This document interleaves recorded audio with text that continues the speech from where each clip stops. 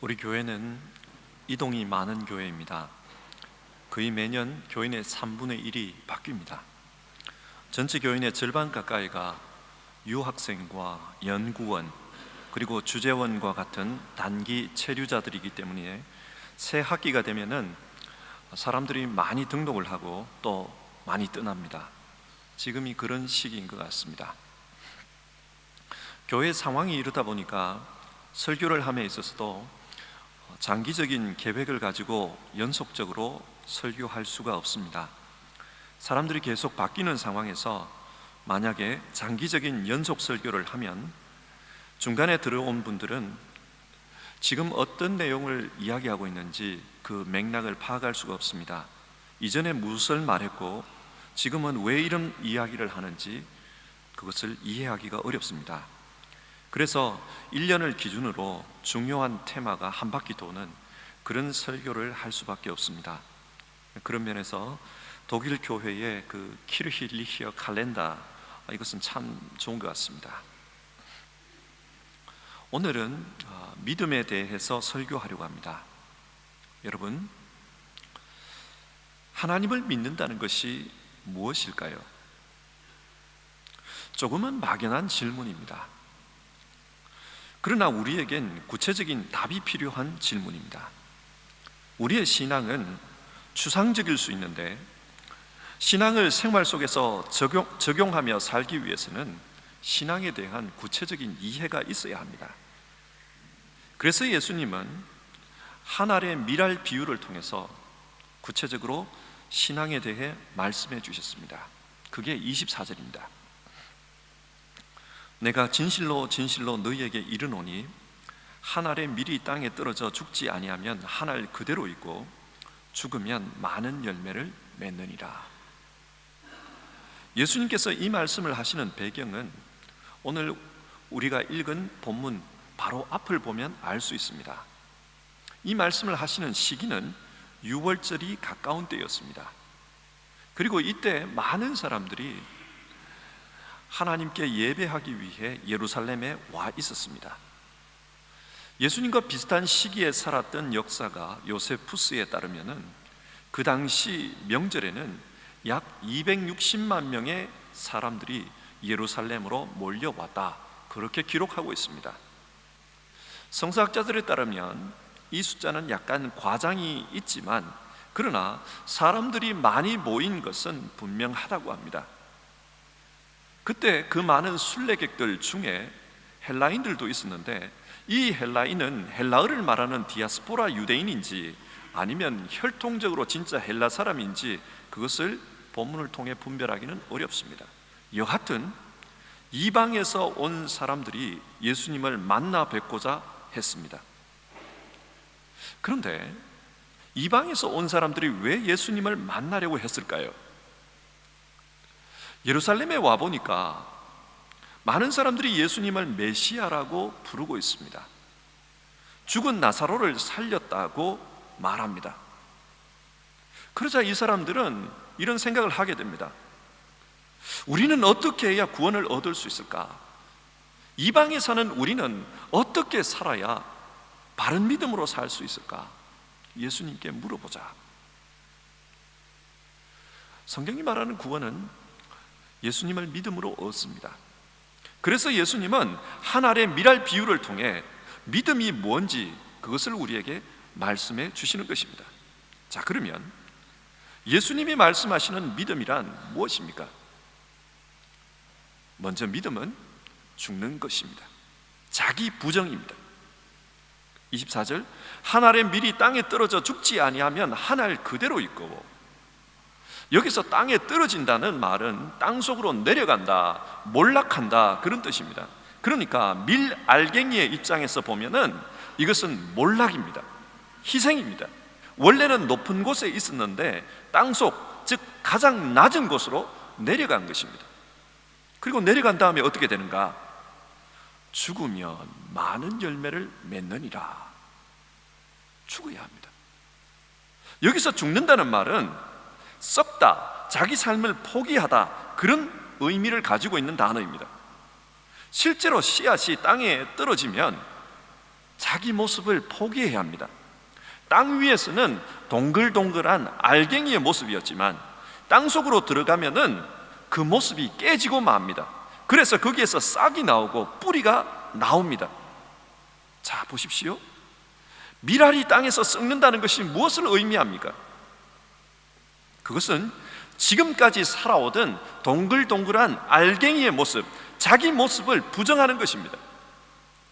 그러니까 한 알의 밀알 비유에서 죽는다는 것은 자기 부정을 의미합니다. 지금까지 내가 살아오던 내 모습, 내 가치관, 내 신념, 그것을 부인하는 것입니다. 왜 그렇게 부정해야 하는가? 많은 열매를 맺기 위해서라고 성경은 말씀합니다. 여러분, 이 비유에 나오는 한 알의 밀알이 누구를 지칭하는 것 같습니까? 예수님입니다. 빌립보서 2장은 이렇게 증언합니다. 그는 근본 하나님의 본체시나 하나님과 동등됨을 취할 것으로 여기지 아니하시고 오히려 자기를 비워 사람들과 같이 되셨고 자기를 낮추시고 죽기까지 복종하셨으니 곧 십자가에 죽으심이라. 이 말씀에 따르면 예수님은 원래 하나님과 함께 계시던 분이었습니다. 그는 근본 하나님의 본체시나 하나님과 하나였습니다. 그래서 요한복음 1장을 보면 태초에 말씀이 계시니라, 이 말씀이 하나님과 함께 계셨으니, 그렇게 말씀합니다. 하나님과 함께 계셨습니다. 그런데 하나님이 계시는 곳이 어디입니까? 성경은 그곳을 하늘이라고 말합니다. 그리고 요한계시록 4장을 보면 하나님이 계시는 곳을 구체적으로 이야기하는데 그곳은 하늘 보좌입니다. 그 보좌는 보석처럼 빛이 난다고 합니다. 그리고 그 보좌를 무지개가 둘렀다고 합니다. 그러니까 하나님이 계신 곳은 휘황찬란한 영광의 장소입니다. 그 하나님의 영광을 보석을 통해, 무지개를 통해 표현한 것입니다. 뿐만 아니라 그 보좌 주위에는 24장로와 천사장이 있어서 늘 하나님을 찬송하고 있다고 합니다. 이렇게 보면 하나님이 계신 곳은 만국의 영광을 받으시는 곳, 만국을 다스리는 곳, 저 높은 보좌였습니다.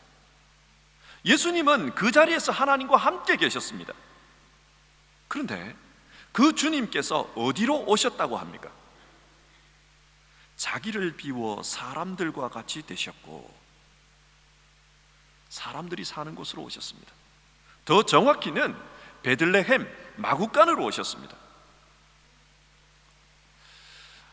한 번씩 베를린을 벗어나서 야외를 달리면은 참 기분이 좋습니다. 차를 타고 시골을 달리다 보면은 지나갈 때 좀 진한 냄새가 나는 곳이 있습니다. 그런 곳은 틀림없이 소나 돼지를 키우는 동네입니다. 제가 어릴 때 시골 우리 집에서 돼지를 키웠습니다. 양돈업을 했기 때문입니다. 여러분, 돼지가 하는 일이 무언 것 같습니까? 돼지는 하루 종일 먹고 싸는 것이 일입니다.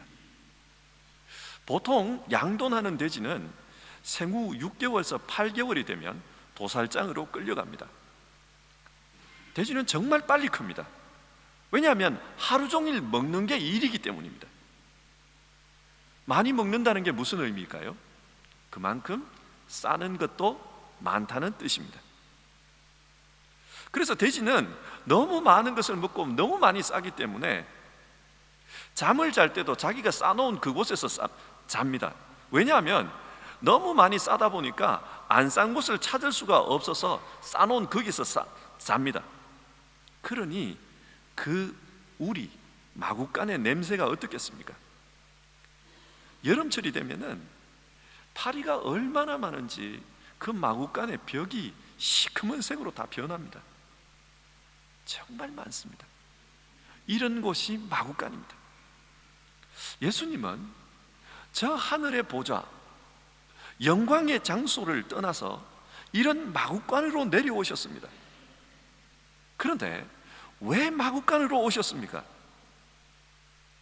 땅에 떨어져 죽기 위해서라고 합니다.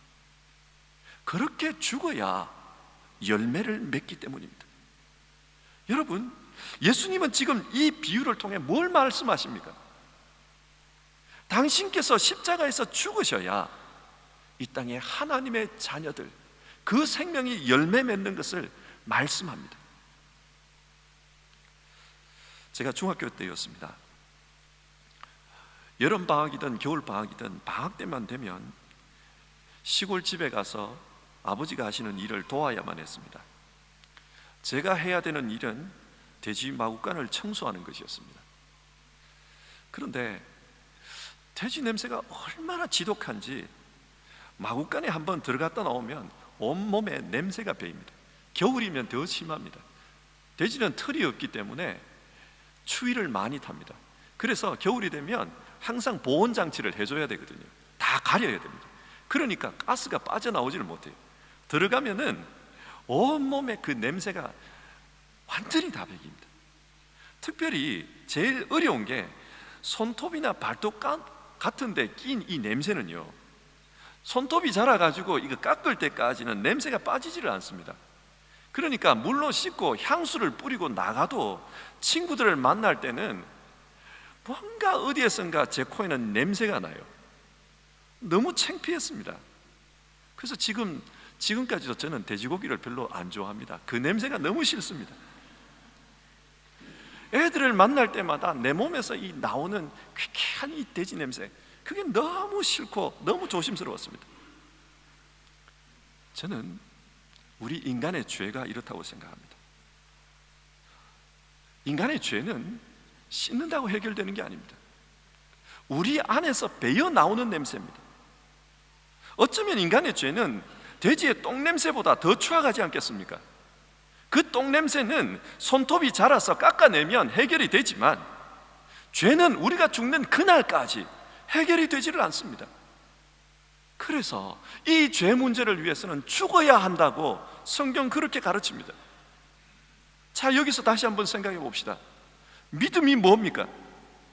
앞에서 믿음은 죽는 것이라고 했습니다. 왜 죽어야 합니까? 이 죄 문제 때문에 죽어야 하는 겁니다. 예수님은 이 죄 문제를 위해서 죽으신 것입니다. 그 죽으신 주님께서 제자들을 향해 이런 말씀을 하십니다. 26절입니다. 사람이 나를 섬기려면 나를 따르라.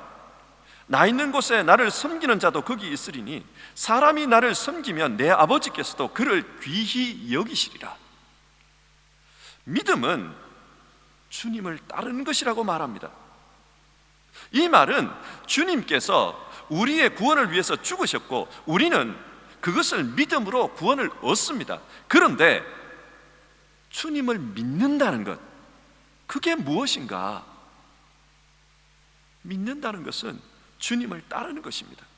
주님이 죽으심으로 우리의 죄 문제가 해결되었지만 주님을 믿는다는 것은 자기 역시 주님처럼 죽는 삶을 살아야 한다는 것입니다. 예수님이 죄에 대하여 죽으신 것처럼 우리도 일상의 삶 속에서 죄에 대하여 죽는 삶을 살아야 합니다. 그게 믿음이라는 겁니다. 이 말을 오해하지는 맙시다. 여기서 죽는다는 것은 자살을 의미하지 않습니다. 로마서 6장 3절은 이 죽음에 대해 이렇게 말씀합니다. 무릇 그리스도 예수와 합하여 세례를 받은 우리는 그의 죽으심과 합하여 세례를 받은 줄을 알지 못하느냐? 우리의 죽음은 세례입니다. 우리의 옛사람이 예수님을 믿는 그 순간 죽는 것, 자기 부정, 그것이 죽음입니다. 그리고 갈라디아서 2장 20절은 이렇게 말씀합니다. 내가 그리스도와 함께 십자가에 못 박혀 죽었나니 그런즉 이제는 내가 사는 것이 아니요 오직 내 안에 그리스도께서 사시는 것이라. 내 자아가 죽고 내 안에 그리스도께서 사시는 것, 이게 믿음입니다. 내 생각, 내 판단, 내 뜻, 거기서 죽고 주님의 뜻을 따르는 것, 이게 죽는 것입니다. 두 번째로 믿음은 새롭게 사는 것입니다. 본문 25절의 말씀입니다. 자기의 생명을 사랑하는 자는 잃어버릴 것이요 이 세상에서 자기의 생명을 미워하는 자는 영생하도록 보존하리라. 영생하도록 보존하리라. 기독교 신앙이 목적으로 하는 것은 죽음으로 끝나는 인생이 아닙니다. 기독교 신앙은 영생하도록 보존하리라, 새롭게 사는 삶을 목표로 합니다.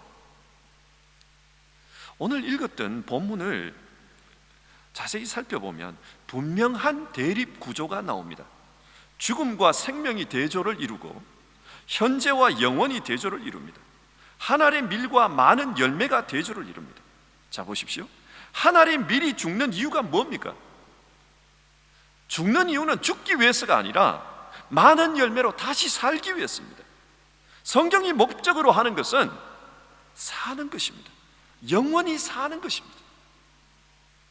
그런데 어떻게 사는가?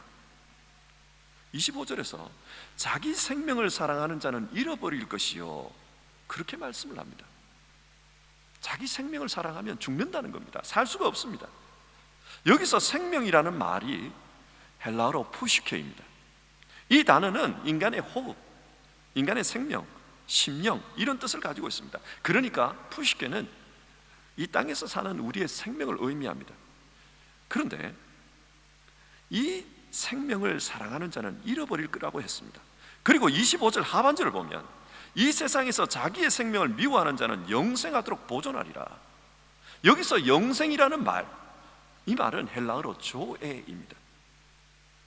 그러니까 앞에서 자기의 생명을 사랑하는 자 할 때 그 생명이라는 말과 영생이라고 할 때 그 생명이라는 말, 그것은 구별되는 단어입니다. 다른 단어입니다. 왜 요한이 죽어야 하는 생명과 영원히 사는 생명, 이 단어를 구별하고 있을까요? 우리가 목적으로 하는 생명은 이 땅의 생명과는 다른 생명입니다. 이 땅의 생명과는 본질적으로 다릅니다. 예를 들어 고린도전서 15장은 부활 생명에 대해서 말씀하고 있습니다. 거기서 바울은 이런 말씀을 합니다. 어리석은 자여, 네가 뿌리는 씨가 죽지 않으면 살지 못하겠고 이 땅의 생명은 죽어야 살 수 있다는 겁니다. 그런데 어떤 몸으로 살아나는가? 죽은 자의 부활도 그와 같으니 썩을 것으로 심고 썩지 않을 것으로 다시 살아나며 육의 몸으로 심고 신령한 몸으로 다시 살아나리니 육의 몸이 있은즉 또 영의 몸도 있느니라. 우리가 살아나는 생명, 그 생명은 신령한 몸으로 살아나는 생명입니다. 신령한 몸은 이 땅의 몸과는 본질적으로 다릅니다. 예수님께서 부활하신 몸도 이 땅에서의 몸과는 차별이 있었습니다. 새로운 생명으로 산다는 것, 우리가 목적으로 하는 생명은 이 땅의 삶과는 다릅니다. 이 세상의 종교를 비교해 보면 유사성이 있습니다. 특별히 고등 종교 사이에서는 유사성이 많습니다. 이 고등 종교의 특징은 자기를 부정하라, 그것을 가르칩니다. 예를 들어 기독교와 불교를 한번 비교를 해봅시다. 로마서 7장에서 바울 사도가 이런 고백을 합니다. 내 속 곧 내 육신에 선한 것이 거하지 아니하는 줄을 아노니 원함은 내게 있으나 선을 행하는 것은 없노라. 내가 원하는 바 선은 행하지 아니하고 도리어 원하지 아니하는 바 악을 행하는도다. 만일 내가 원하지 아니하는 그것을 행하면 이를 행하는 자는 내가 아니요 내 속에 거하는 죄니라. 그러므로 내가 한 법을 깨달았노니 곧 선을 행하기 원하는 나에게 악이 함께 있는 것이로다. 바울은 하나님의 말씀으로 살아가는 사람입니다. 그런데 그 하나님의 말씀으로 살면서 자기가 깨달은 게 있는데 내 속에서 죄가 살고 있다, 그걸 깨달았다고 말합니다. 나는 죄에 의해 살아가는 사람이다. 그래서 이런 탄식을 합니다. 오호라, 나는 곤고한 사람이로다. 이 사망의 몸에서 누가 나를 건져내랴.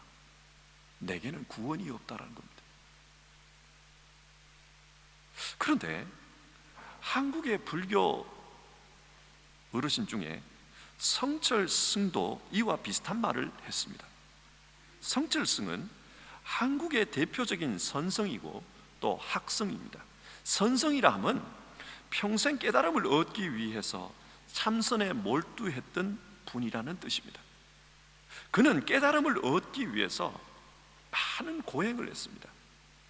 그 중에 8년 동안이나 바닥에 등을 대지 않고 그렇게 살았다고 합니다.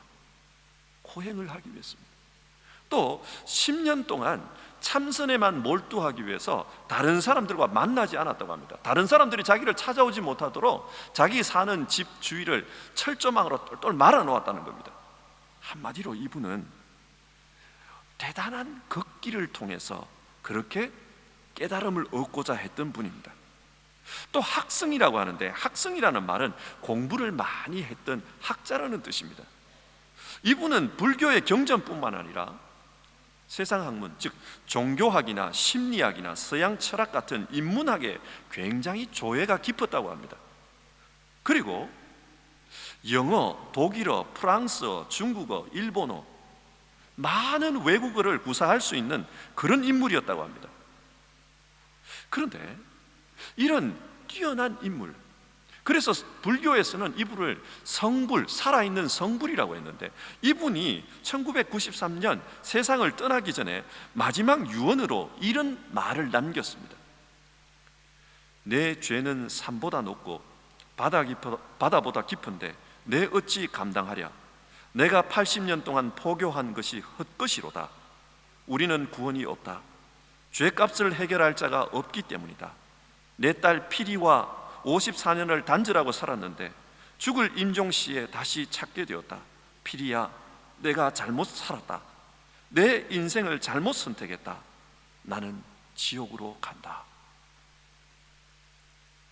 이분은 득도하기 위해서 자기 하나밖에 없는 피부치 딸과도 이별을 했고 가족들과 같이 살지를 않았고 오직 불도에만 집중을 했습니다.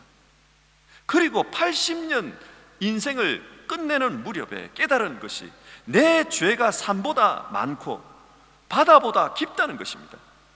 그래서 나는 구원받을 수 없다. 내 인생은 잘못된 인생이고 나는 지옥으로 간다. 그런 말씀을 했습니다. 언뜻 보면은 하나님의 말씀을 쫓아 살았던 바울이 오호라 나는 곤고한 자로다. 이 사망의 몸에서 누가 나를 건져내랴 했던 그 말과 평생을 불교에 집중하며 고행했던 성철이 나는 지금 지옥으로 가노라 그렇게 말하는 것은 비슷하게 들립니다. 그래서 종교는 이런 자기의 의로는 구원에 이를 수 없다, 비슷한 것을 말합니다. 근데 여러분, 결정적인 차이가 있습니다. 성철승은 나는 지옥으로 간다, 유언이 거기서 끝났습니다. 하지만 바울에게는 로마서 8장 1절이 있었습니다. 그러므로 이제 그리스도 예수 안에 있는 자에게는 결코 정죄함이 없나니 이는 그리스도 예수 안에 있는 생명의 성령의 법이 죄와 사망의 법에서 나를 해방하였습니다. 기독교가 가르치는 복음은 죽음으로 끝나지 않습니다. 내 인간의 한계 때문에 지옥으로 끝나는 게 아닙니다. 기독교가 말하는 복음은 그러므로 그리스도 예수 안에 있는 자에게는 정죄함이 없나니 이는 그리스도 예수 안에 있는 생명의 성령의 법이 죄와 사망의 법에서 나를 해방하였습니다. 영원한 생명으로 이어지는 데 있습니다. 그래서 우리의 믿음은 세상과는 다릅니다. 세상적인 것에서 죽으면 예수 그리스도 안에서 성령께서 우리에게 영원한 생명을 주시는 것입니다. 이것은 우리의 노력이 아닙니다. 하나님의 은총입니다. 그래서 본문 26절은 사람이 나를 섬기면 내 아버지께서 그를 귀히 여기시리라 그렇게 말씀합니다. 하나님께서 귀히 여겨 주십니다. 말씀을 맺겠습니다. 예수님은 하늘의 미랄 비유를 통해 믿음이 뭔지를 우리에게 말씀하고 계십니다. 믿음은 죽는 것입니다. 그리고 믿음은 새로운 삶으로 사는 것입니다. 우리는 살기 위해서 죽어야 한다고 가르치십니다. 그리고 그 죽는 것, 그것은 주님을 따르는 것이고 그 주님을 따르는 삶이 바로 우리에게 믿음이다 그렇게 말씀하고 있습니다. 갈라디아서 6장 7절을 보면 심은 대로 거두리라 그런 말씀이 나옵니다. 사람이 무엇으로 심든지 그대로 거두리라. 이것은 꼭 성경 말씀이 아니라고 해도 만고불변의 진리입니다. 콩 심으면 콩 나고 팥 심으면 팥이 납니다. 콩 심어놓고 팥을 기대하면 그 사람은 이상한 사람입니다. 아마 정상적인 사람이라면 콩 심어놓고 팥을 기대하지는 않을 것입니다. 근데 여러분, 성경이 왜 이 당연한 사실을 말씀하고 있을까요? 갈라디아서 6장 7절은 심은 대로 거두리라, 이 말씀 앞에 다음과 같은 말을 덧붙여 놓았습니다. 스스로 속이지 말라. 하나님은 업신여김을 당하지 아니하나니 사람이 무엇으로 심든지 그대로 거두리라. 무슨 말입니까? 만약 콩을 심어놓고 팥을 기대하면 이것은 자기 자신을 속이는 것도 되거니와 하나님을 업신여기는 일이라는 겁니다. 그러므로 콩을 심어놓고 팥을 기대해서는 안 됩니다. 당연한 거죠. 근데 우리의 신앙생활을 한번 돌아봅시다. 혹시 우리 중에 죽지 않고 열매를 거두려고 하는 사람은 없습니까? 오늘 본문은 한 알의 밀알이 땅에 떨어져야 많은 열매를 맺는다고 했습니다. 땅에 떨어져 썩어야 열매를 맺는다고 했습니다. 그런데 땅에 떨어지지 않고 썩지 않으면서 열매를 기대하고 있지는 않습니까? 땅에 떨어지는 게 뭡니까? 주님을 따르면서 겸손해지는 것, 주님을 따르면서 희생의 삶을 사는 것, 주님을 따르면서 자기를 부인하는 것입니다. 내 자신을 부인하지 않으면서 겸손의 삶을 살지 않으면서 누군가를 위해 희생의 삶을 살지 않으면서 그러면서 하늘의 열매를 얻으려고 그렇게 기대하고 있는 것은 아닙니까? 육신의 삶에 대해서 죽지 않으면서 우리는 영생을 기대하고 있는 것은 아닙니까? 예수님은 한 사람이 두 주인을 섬기지 못한다고 했습니다. 우리의 믿음은 하늘의 것이든 땅의 것이든 둘 중에 하나입니다. 하늘의 것을 얻기 위해서는 땅의 것에서 죽어야 합니다. 그러나 땅의 것을 놓지 못하면서 하늘의 것을 기대하고 영생을 기대하고 그렇게 살고 있는 것은 아닙니까? 이것은 하나님을 업신여기는 일이다. 성경은 그렇게 말씀합니다. 지난해에 이런 사연이 신문에 실린 적이 있습니다. 36세의 미국 여성이 오랜 고생 끝에 임신을 했다는 겁니다. 이 사람은 임신하기를 원했습니다. 그런데 오랜 기간 동안 되지를 않았어요. 그래서 임신에 대해서 정말 행복하게 살았는데 병원에 정기검진을 갔다가 날벼락 같은 소식을 접하게 됩니다. 이 여인은 아주 어린 시절에 암투병을 한 적이 있었는데 그 암이 재발했다는 겁니다. 이때가 임신 1개월 그때였습니다. 병원의 의사는 당신이 살고 싶으면 빨리 치료를 해야 되고 그러기 위해서는 아이를 낳게 해야 된다. 왜냐하면 방사선 치료를 받아야 되기 때문에 아이를 빨리 지우고 치료받아야 된다. 이 여인은 고민에 빠졌습니다. 치료를 받을 것인가? 그래서 낙태를 할 건가? 아니면 치료를 중단하고 애를 키울 건가?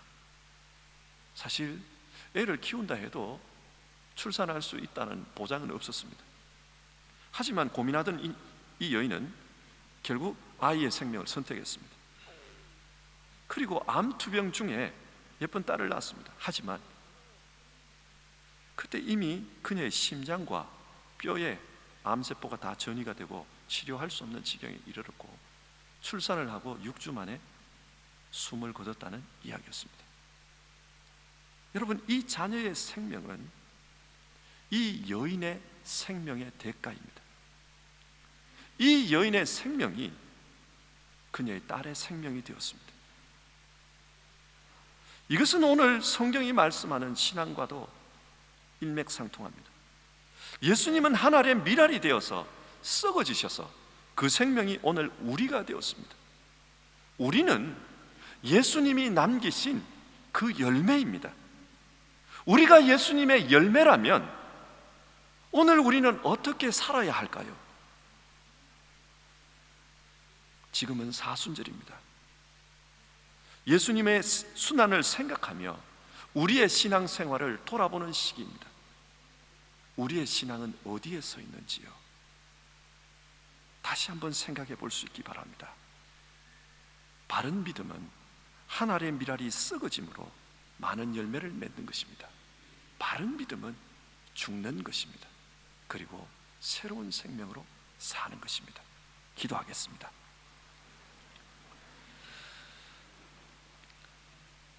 하나님 아버지, 주님께서 우리를 위한 한 알의 밀알이셨음을 기억합니다.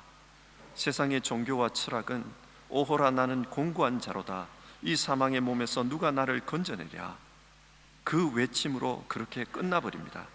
그런데 주님께서 한 알의 밀알로 썩어짐으로 말미암아 우리 가운데 주님의 생명의 역사가 일어났습니다. 세상이 줄 수 없고 세상과 비교할 수도 없는 하늘의 생명이 우리에게 주어졌습니다. 주님, 우리의 일상 속에서 감사하며 살기 원합니다. 불평과 비난, 원망과 좌절감이 팽배한 우리 시대에 이 신앙을 생각하며 감사하며 살기 원합니다. 그리고 우리의 생명이, 우리의 삶이 주님의 삶의 열매이기에 우리도 주님을 따라 살기를 원합니다.